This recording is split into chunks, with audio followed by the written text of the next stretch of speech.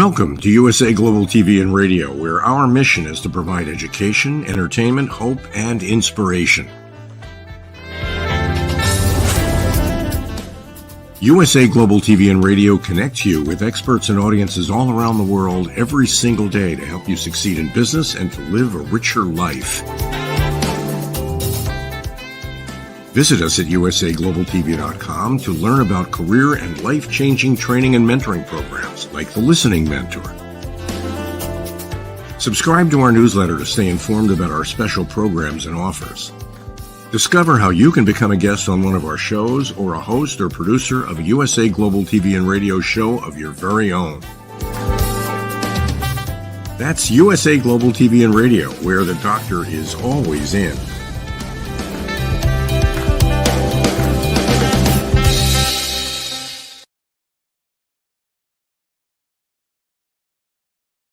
Howdy, y'all. red.olaughlin here.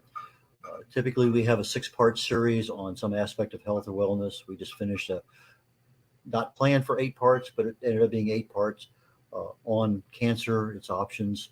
And we talked a lot of detail. If you're interested in cancer, you have any friends that might have it, family members, might be something of immense value to you. So please go to the archives portion playlist on USA Global TV on the YouTube channel, and you'll find that particular session. Typically, I would start with a new 6-part series, and I'm thinking very seriously about looking at the scientific aspects of weight management, because it's not the simple calories in, calories out, and that's it. It's a little bit more complex than that. And then once you understand the other variables that really do have an impact, then all of a sudden you say, oh, now I understand. And that's hopefully at the end of that series, you can have, I understand. Regardless, health and wellness. I'm not a medical doctor, never have been, never worked in the pharmaceutical field, but I love chemistry. I fell in love with it many years ago. Got a degree in it, got an invitation to Vietnam, never got a chance to practice it.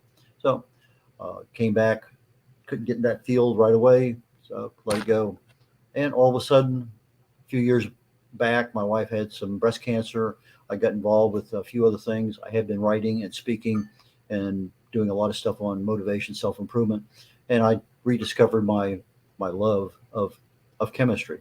And since then, I become really focused on the cellular parts of the body.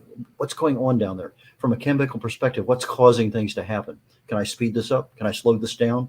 And if it's something that I need to slow down or stop, can I do that? And so I helped her a lot with the side effects from her chemo drugs and radiation. And we had a very successful time ameliorating all those kinds of things. But nowadays, I use my chemistry background to research the human body, primarily in the area of longevity more than anything else. But let's go ahead and start the slideshow here today, because I think it's important to get into that. Next slide, please. Let me just get that one. There we go. Okay, and readjust the whole world. A couple of weeks ago, I was getting ready to release a book I had written on how to write a book and publish it for free. It's available, by the way, on Amazon. It's available on my website, red.olaughlin.com. But I was getting toward the end. I needed to have a few things done. One of the big ones was editing. My wife had read through it. I had read through it. I'd let it sit aside for a couple of weeks, come back again. I'd run it through Grammarly, run it through a lot of things. And I said, somebody told me I could use ChatGPT to edit. I said, well, that's kind of neat. And they said, not only that, everything is going to be absolutely perfectly edited. Grammar, syntax, diction, spelling, punctuation. I said, that's pretty interesting. So I went ahead and I pulled up some YouTube videos, started going through there, getting appreciation for what it can do. And I saw one that had about 15, maybe 20 different commands. And it got around to editing and doing things. I said, yeah, I can do this. And so I signed up. They have a free one, ChatGPT, I think 3.0 or 3.0 or 3.5 is free. The 4.0 is $20 a month. Being an independent publisher, I work with a lot of different authors. It's something that I think I need to be able to have. I also be using it probably in some of my forthcoming books. But I did a few simple searches. Yeah, I'm really impressed. Did a few simple edits. Yeah, that'll work for me. Then I started editing my book, and I found out that not everything means the same. Typically, when I say edit, you go through there and you find out what's misspelled, what punctuation, etc.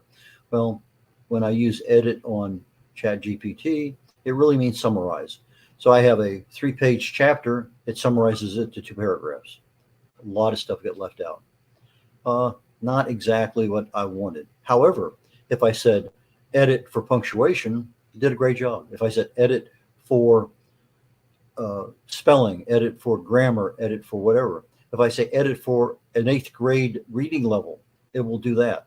There's a lot of things there it can do. And in the process of preparing for today's program, I said, see, I really and truly think that the AI might be of immense value for our health and wellness.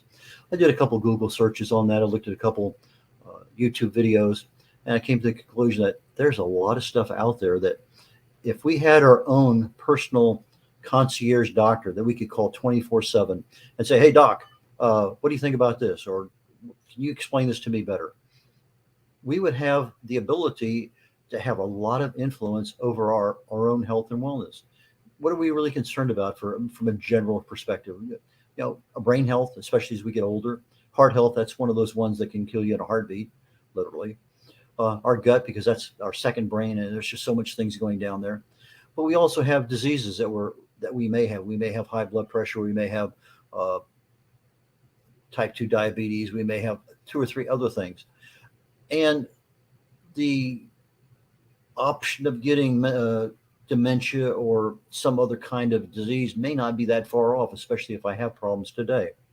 And so the medications that go with those things are all part of the package. So if let's say that let's say I have cholesterol issues, I don't, but let's just say I do, and I have a medicine for cholesterol, and I want to come in here to Chat GPT and say, what are the side effects of this particular drug?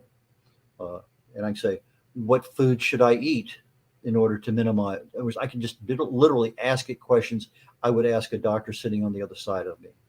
What lifestyle do I need to change to improve my diabetes, my cholesterol, whatever it may happen to be? Lots and lots and lots of questions that could be asked. So we'll go over some of those down the road. But then all of a sudden I start saying, how can I make this work for me with regard to my health? So there's a lot of commands, and typically the ones that we would use most would be, well, tell me, how do you do this? What is this? So if I want to know, what is this particular thing? I just ask it. If I tell AI to give me my response back at a 5th grade level, an 8th grade level, college level, whatever level that makes it easy for us to understand. If I just do, it says, tell me about lifestyle changes for a 75-year-old man with high blood pressure, type 2 diabetes, and pick another disease, doesn't matter. And all of a sudden, it's going to come back to me. It's going to give me, just inundate me with information. Maybe that's too much for me for what I want to understand. So I say, same question, but give it to me at a 5th grade level. It's going to rewrite everything, and it's going to take out all the big technical words, explain things to you at a level you can understand. And if you don't understand it, you can hit regenerate, and it's going to regenerate the entire thing, give you another answer. If you don't like that one, ask it a 3rd time. It'll keep re-asking and re-asking again. It's your choice. You tell it what you want. I look at it literally as a concierge doctor. Somebody I can go down to the concierge in the hotel I'm at, say, doc, concierge says, I want to get tickets for this event, or I want to go here. Can you show me on the map where this located? Somebody who has intimate knowledge of where you're at and what you need to do and what other people have done that have been staying at that hotel. Well, a concierge doctor, and there's a lot of them here in the Houston area, you pay them a monthly fee, and they're available almost literally 24/7. But when you have a problem, they're there. They know your history. They know more about you than any other doctor would have, because they are your personal concierge service. So from a concierge perspective, you have the ability to ask, those questions that maybe you're embarrassed to ask other places, or you don't want other people hearing you. You ask the question, okay. But in reality, it becomes a support center. It's more than just a concierge doctor. It's really the support center for your health and wellness. If you're taking medications, should I take this on an empty stomach? Do I need to take food with this one? What are the other things, side effects? If I'm having problems, is it maybe because of this medicine? So I can say, I'm having this and this and this. Is it because of my medicines? Or does this medicine give you this side effect? Lots of things there with medications. You can set it up on a schedule of making sure everything's done. Just so many things with regard to managing your medicines and the reordering things, all sorts of stuff. Anyway, a lot of us are interested in nutrition and fitness. If I'm eating a particular meal and I want to know how many calories in this meal, how many carbs, how many grams of fat, how many grams of saturated fat, I just ask it and it's going to tell me. And I'm going to say, well, maybe I want to burn off some calories. What's the easiest way for me in the next 4 hours to burn off 200 calories? And it's going to tell you. You tell them what you are. Okay, I'm a male over 75, 180 pounds. What is the best thing for me to? What things should I consider? Maybe not what is the best, but it may be a walk. It may be another number of other things. Lots and lots and lots of questions you can ask. And if you don't like those, hit regenerate and give you a new set. Mental health. A lot of times we might be a little anxious. Sometimes maybe even just a little depressed over something. Something's happening in our lives. And a lot of times, a lot of our mental health issues are because of B vitamin deficiency. B1, B3 are typically deficient when people have depression and anxiety. Well, there's a lot of other things in there that maybe you just don't want to ask somebody else, but you can ask the system, and it's going to give you an answer back. The biggest problem that a lot of people have with ChatGPT is the answers you get are very sterile, which is fine if it's just you and your concierge doctor. You don't care. If you're writing an article for something, may not be appropriate. There are other things we can do. That's not our topic today per se, but there are things you can do to say, I want it at an 8th grade level. I want a little bit of humor. I want it, whatever it may happen to be. You just tell it and it's going to give it to you. So, but it might also help you with a diagnosis. Maybe you're having some pains in your left shoulder, maybe shortness of breath, maybe your whatever it may happen to be. Tell it what your diagnosis is. Tell it about you. Tell it a little bit about your history. Can it give you a good diagnosis? Should I go to the emergency room right now? And it may say, no, just keep monitoring, or it say, yes, call an ambulance or get somebody to take you. It's good for tracking and trending. If you want to track your blood pressure, your weight, whatever it is, lots of other things can be added in order to make that happen. A lot of people have problems with sleep and other issues. A great deal. I go to YouTube. I use emotional freedom techniques. It's one of those little tapping things that you do with the little mantra. And I find that to really and truly help many, many regards, from back pain to sleep to time zone changes to all sorts of things. But there are some things out there we might want to be able to do to improve our sleep. So ask it the question, you get an answer. Okay, let me tell you a little story here. A couple of days ago, I had ordered a set of goggles. I should have brought them up here, but they're like this. They fit right onto my face. And I've been having a problem now for a few years with dry eye. And it really gets exacerbated when I'm driving the car because the air conditioning comes up, hits me, dries the eyes out. And an hour later, I'm having to put drops in. Or if I'm sitting in a doctor's office for some reason, waiting and waiting and waiting, doesn't matter what's a doctor's office, but I'm waiting and waiting, and the air conditioning, church is a particular one, I'm sitting there for an hour or so, and that air conditioning will dry my eyes out. Well, I have this little goggle that fits on perfectly well. I'm driving the car. I have the air conditioner blasting at me. No problems. But I started looking, and all of a sudden I could see my wife's front of her face off to my side when I'm looking straight ahead. And I just wanted to make sure I had good peripheral vision with these goggles on. And I couldn't see out to the left. And so I started moving my hand off to my left. About 45 degrees, I can see it very clearly. But as I go back, I start to lose it. I do the same thing on the right, and I go back almost 180 degrees, looking straight ahead, or 90 degrees in this case. 90 degrees, I can still see my hand when it's almost straight out. I'm thinking, is this the goggles? Is this something else going on?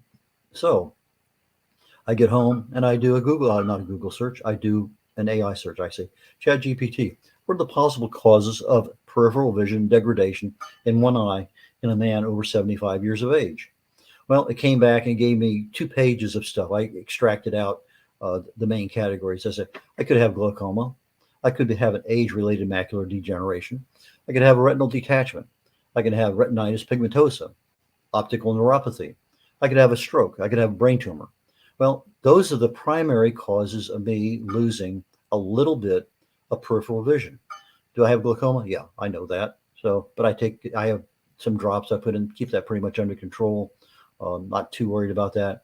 Age-related macular degeneration, not sure. I might have a problem there, but I can go into that and say, tell me more about age-related macular degeneration. What can I do to stop it, prevent it? What are some of the other symptoms? What do I really need to know about AMD, age-related macular degeneration, that I might be able to take some action today? Retinal detachment? No, I don't think so. Retinitis pigmentosa? Probably not. Optic neuropathy? Well, if I hadn't just been to a cornea doctor just literally a week and a half ago, I would say, well, that's maybe, but I know I don't have that because that's one of the things they looked at. Stroke, no. Brain tumor, pretty sure no. So those are things. And so I said, okay, what else should I know? So I said, what can I do to enhance my existing peripheral vision? Maybe there's a way that I can improve upon it. Well, it gave me immediately, again, 2 pages worth of information. And to summarize it, they said eye exercises. And if I wanted to go in and find out which eye exercises, I could print out a dozen of them. Wide angle activities, awareness drills, good posture, regular eye exams, eye strain, reduce your eye strain, healthy lifestyle choices. So I said, okay, let's go down that road. What are some possible healthy lifestyle changes I can make today to improve my eye health? Well, again, it pumped out about 3 pages of information now and just kept going and going. And each one of these topics here, there was a little paragraph or 2 below it on diet. What exactly should I be eating? What nutritional things should I be considering? Omega-3 was one that I have to remember. Hydration, one of those ones we don't think of very often. And it is an issue with our bodies. If we get dehydrated, malnourished, and other things, there are side effects that creep up. Good hygiene, again, not something we think about, washing our hands a lot with the pandemic, but not so much nowadays with just general health. Sunglasses, obviously a good one there. Taking screen breaks from your phone, from your PC, from your monitor. Maintaining a healthy weight. Quit smoking, never smoke, that's not an issue. Practice eye safety, okay.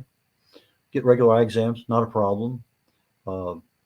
Good daily eye health care habits and more. So I can look that up and it's going to give me a list of things to do. And if I want to say, give me this list and what else should I do in the morning, noon, and night, it's going to 7 a.m., 9 a.m., it's going to give me a list by time. I was blown away. I said, interesting.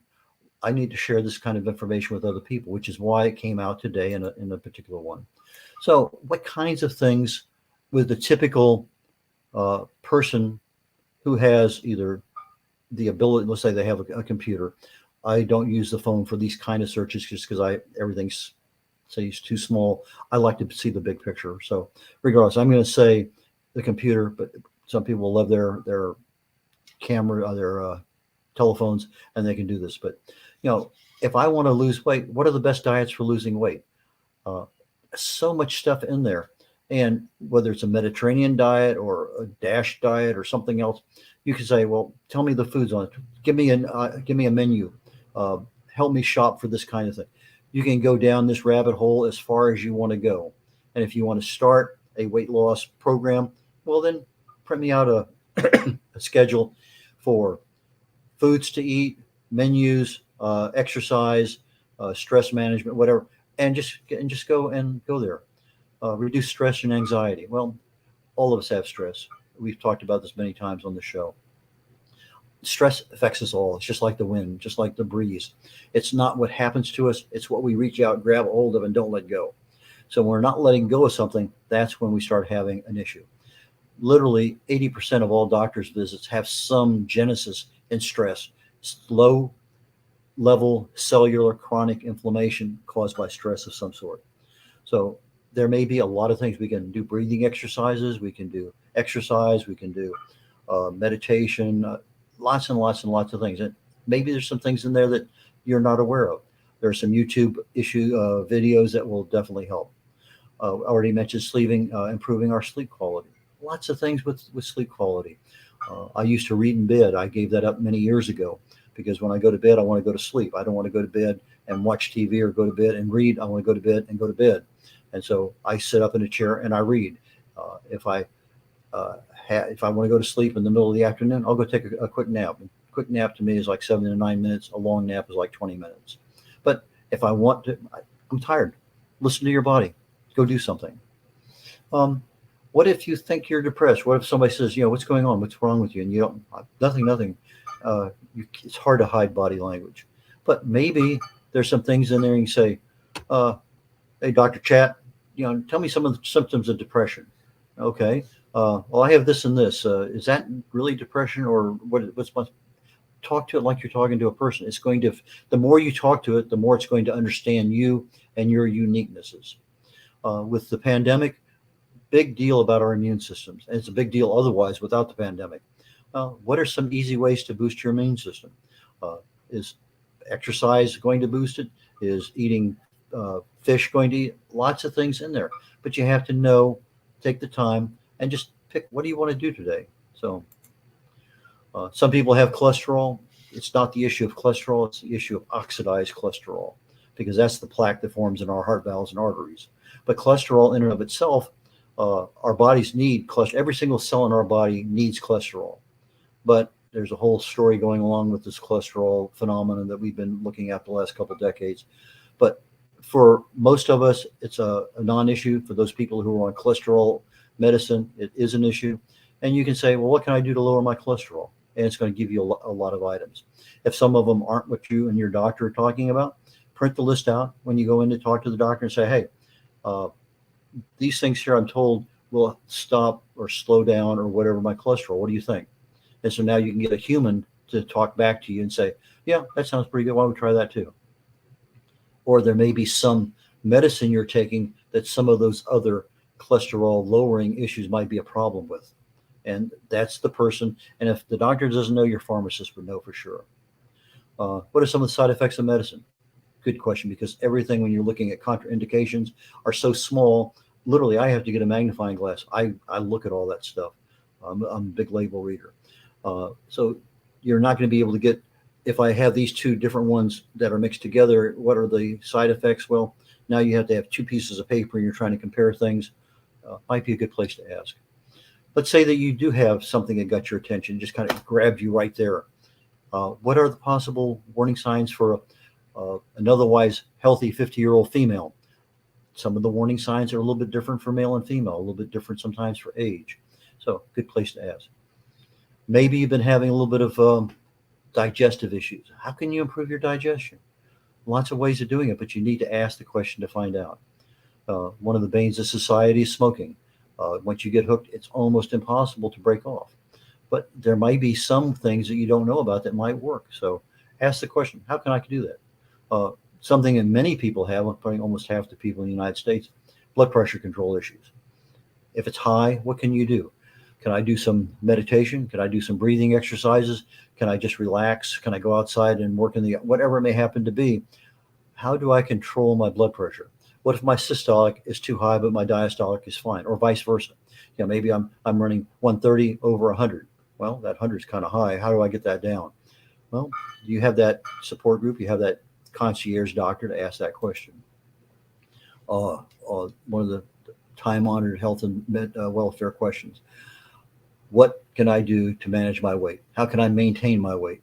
Hopefully that's going to be our topic next week. I'm pretty sure that's what it's going to be. Mental focus and concentration are the things that I can do to improve my focus because I'm studying for something, or I need to really pay attention to whatever's going on. How do I concentrate better? What are some of the things that I could do before I go into the office to minimize? Maybe I leave my cell phone downstairs and I go upstairs to the office. Well, for me, that's what I do. My phone hopefully is plugged in downstairs. But what are various treatments for allergies? Fresh frozen bee pollen I found was an excellent one back when I was living in New Orleans. I had the same allergy year after year after year. I'm sitting in the third year in the doctor's office and just teary-eyed. And I'm looking at my records, and I was in there the same exact date a year earlier. And 2 years before that, I was in there the same week. And so the doctor comes back and I said, could this be seasonal rhinitis? And he looks at it and says, yeah, probably is an allergy. And so that's a different kind of treatment. Well, the week before, 2 weeks before, I had seen and read an article about fresh frozen bee pollen to use to get rid of local allergies. And so you have to have local bees, and you have it fresh frozen. You take 1/8 of a teaspoon a day, and literally in a year, I'm back there. I have no allergy, same time, bee pollen. lots of treatments that we don't know about. A healthy work-life balance, something that we get home, all we want to do is relax, grab a beer, sit down, watch TV, don't bother me. Uh, but how do we incorporate that balance into our life? What are things that we can do? Maybe I only need 5 minutes of relaxation when I come home, close my eyes, sit down. Okay, now I'm ready to get back to the real world. Um, if you're flying, it becomes an issue, prolonged sitting. If you're in a car all day long, if you're in an office all day long, are there risks? If you're a 35-year-old, uh, is there a really risk? Or if you're a 65-year-old, good question to ask, something to know about. Back pain, something that a lot of us have. Is there an easy way to prevent it?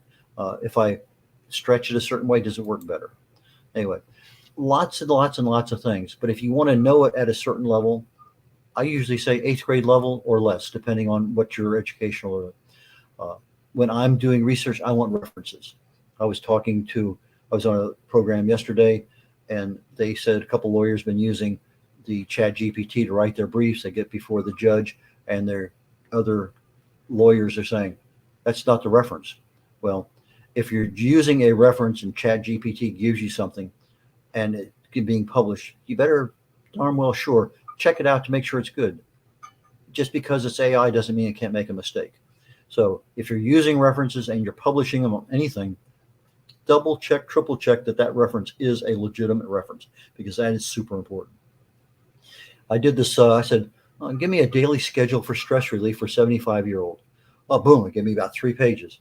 Okay, at 7 a.m. do this. 8 a.m. Literally every hour of the day, it gave me something to do.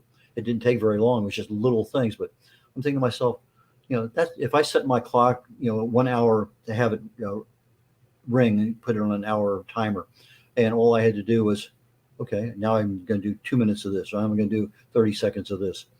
That would be a good way to get in what stress relief methodology can I do easily that I don't mind taking time. I mean, smiling is one of the easiest, but we don't even think about smiling when we're stressed. Uh, my wife and I walked the Camino de Santiago in Spain, 500 miles. We walked in 30 days. We started walking a year ahead of time. But if I said, hey, Dr. Chat GPT, my wife and I are walking a mile, mile and a quarter a day. I want to get up to 10 miles a day within 30 days. So I did. I asked the question, and it gave me back, it's okay, this is what you need to do. Today do this, next day, next week, next the week after that. Amazing what it gave me. So I'm doing my own test on this thing. I always get C-reactive protein, homocysteine level, vitamin D, and a few others. Annual physical. I haven't missed an annual physical with my doctor since 1968. So I said, what are additional blood tests I should consider when getting my annual physical? And boom, I got about a dozen blood tests. It says this one, and it told me what they were.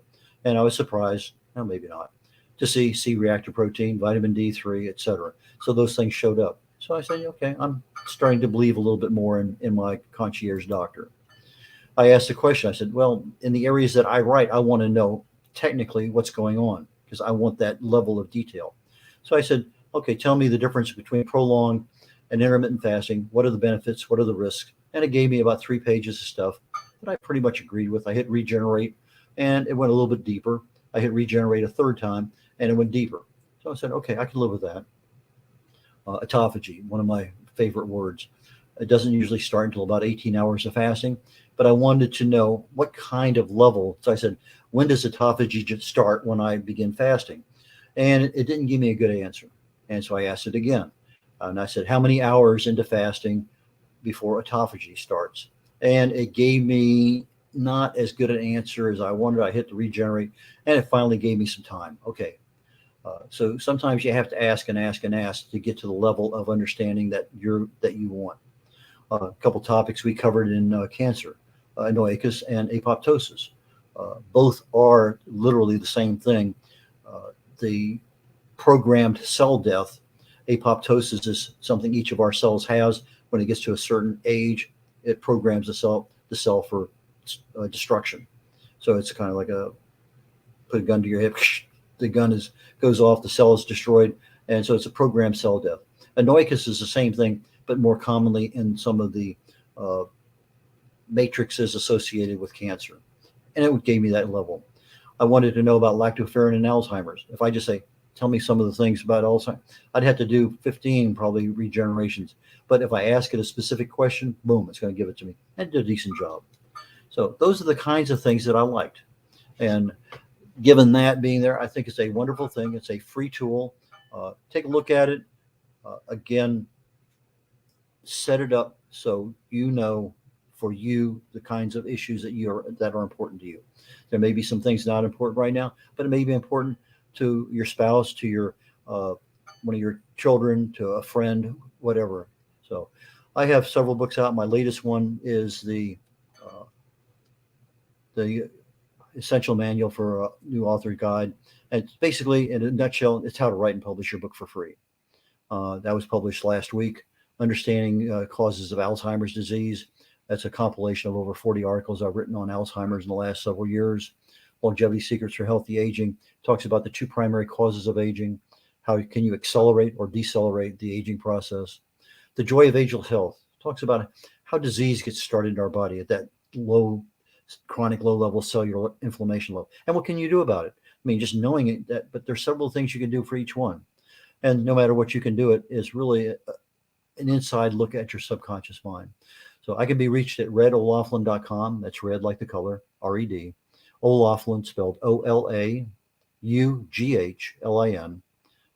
It was interesting. At a book fair last night, a lady came up, Irish lady, and she says, I have in-laws named O'Laughlin. O'Laughlin is what she said, but they're living in Ireland. I said, well, that's kind of neat. I never knew that.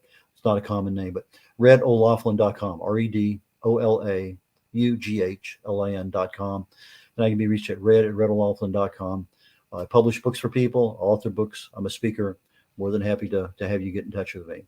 And so that's going to conclude our session this week on Talking Heads on the USA Global TV and Radio Network. Next week, we'll be back, same time, approximately 3 o'clock on the Eastern Time, 2 o'clock Central on Thursdays. And we'll more than likely going to be talking about weight management and what works and what doesn't work and what you should consider. Get your questions answered.